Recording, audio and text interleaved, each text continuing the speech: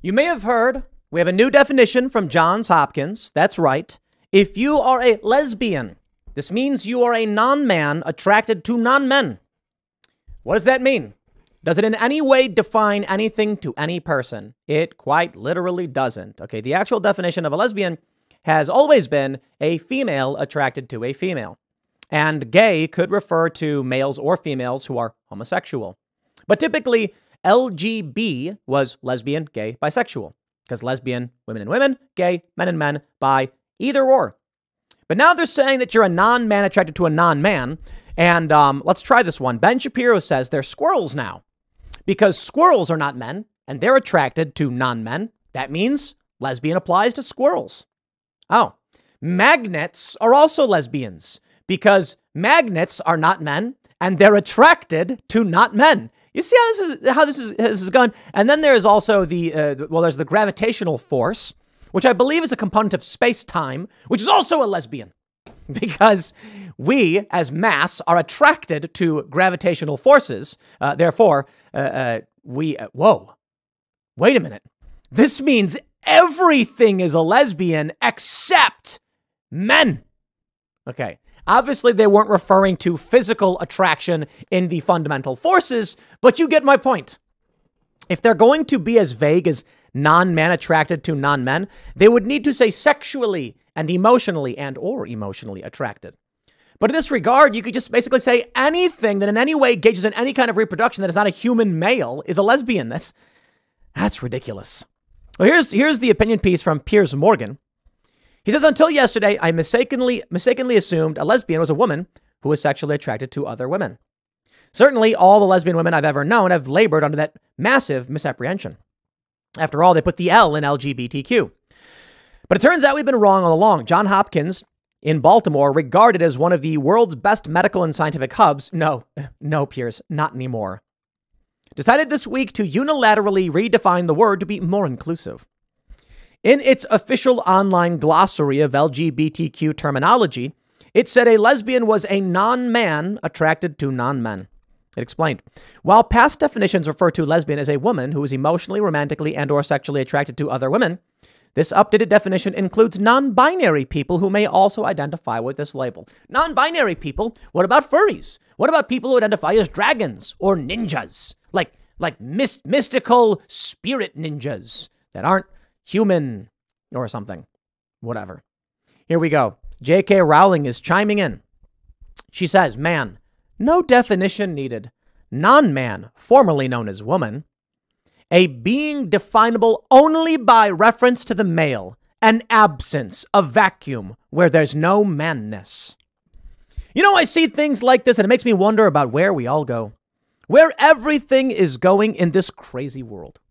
We've been talking a lot about males competing in women's sports. And I like to say, my friends, we did not create women's sporting divisions because sometimes people wear dresses. We created women's sporting divisions because males and females are different, and we wanted to create a category that protects females. So where do we go if top-level sporting events will now be co-ed? Well, eventually every record will be held by a male. Females will not be able to. I mean, look, you look at grip strength, for instance. The strongest grip strength of a female is still less than the strongest grip strength of a male. At the peak, it's still at the bottom of male grip strength. Now, that's why we create divisions for women, so they can hold records among women. I certainly understand there are challenges and there are questions in how we be fair. But if males can compete against females in whatever capacity, then over the long run, males will eventually start shattering the records, and eventually every record will be male. And then we see stories like this, where J.K. Rowling points out that women is only definable as the absence of a male. And I'm like, yeah. Apparently, the definition was changed by a biological male who identifies as a woman. In which case, you know what's kind of happening? Like the left, they're not having kids. We're talking about pod babies, right? There was that commercial where they have all the babies being grown in bubble pods. Is this an effort by men to eliminate women from existence? I mean, think about it. Everything that's supposed to be protecting women is being replaced by males. They say in California, you have to have at least 2 women I think it's 2 on the board.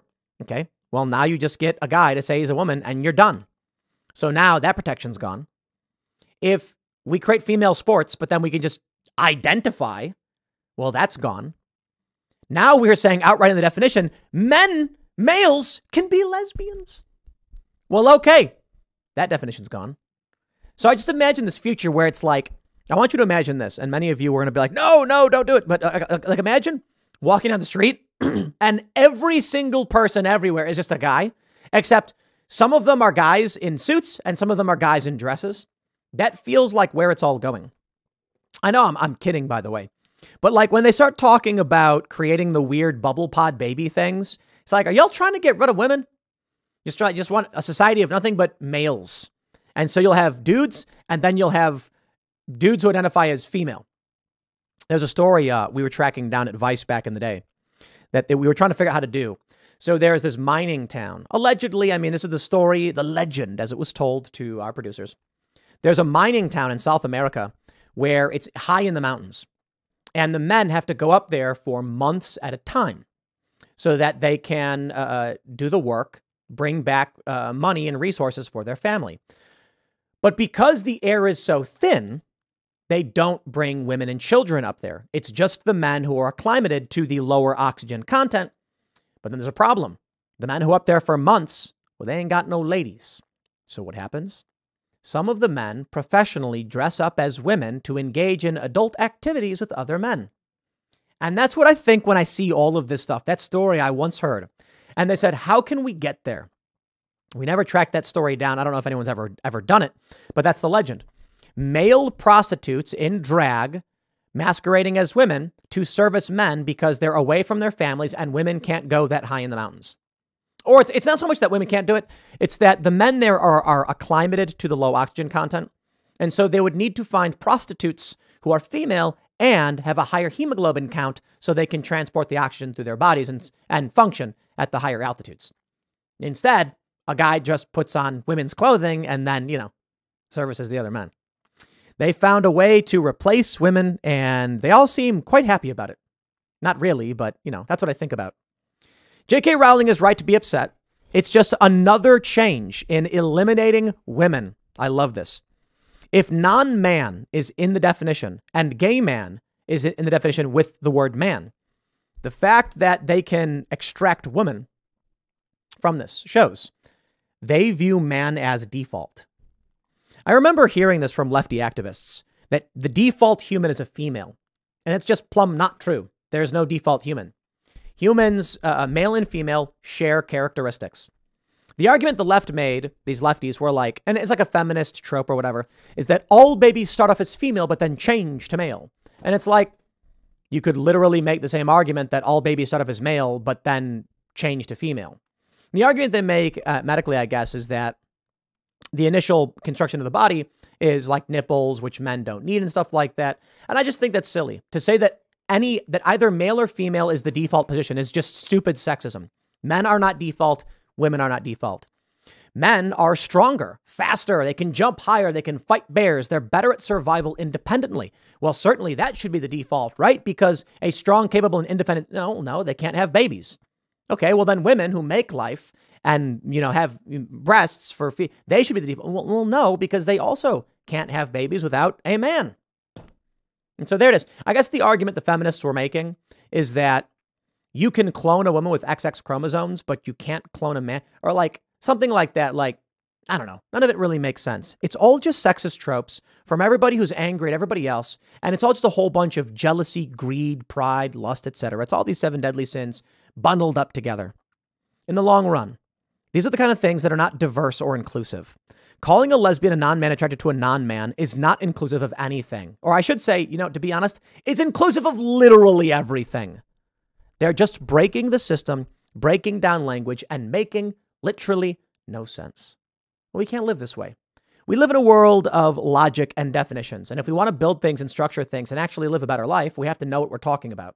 The left is a chaotic and destructive force that seeks only to gain power and rip everything else apart.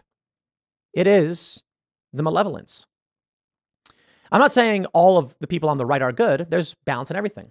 If you take a look at yin yang, you can see that within the light there is dark, within the dark there is light. but there are two overwhelming forces containing each. It's a brilliant symbol that means so much.